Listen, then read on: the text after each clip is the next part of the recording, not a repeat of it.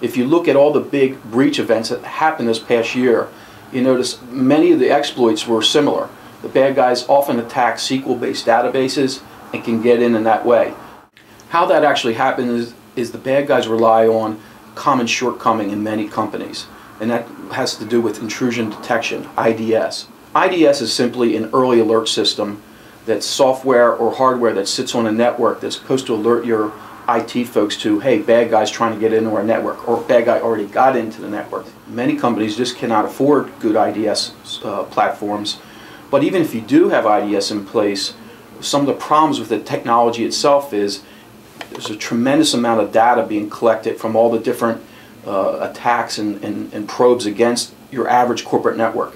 It could be something like 1 million hits a month. One of the challenges then for IT folks is how do you sift through all that vast data and figure out here's the real life or the high probability events I need to focus on and prevent, and here's the nuisance events I could probably not worry about. The other problem with IDS technology in general, it produces 75% false positives.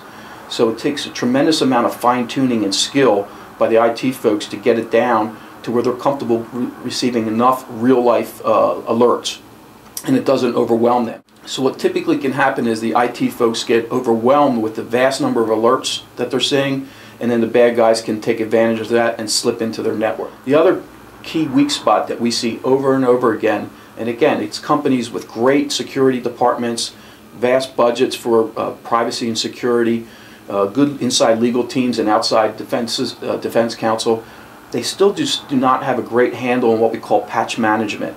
And patch management has to do with all corporate networks, no matter the operating system or business application purpose, need constant care and attention to keep them hardened from a vast number of threats facing them on a daily basis. Carnegie Mellon, which is one of the institutes that study cybercrime, and they're the leaders in this area, estimate that there was 4,200 vulnerabilities, which are hacker exploits that face companies, and companies need to study, pay attention to these vulnerabilities, and see if it applies to their internal network.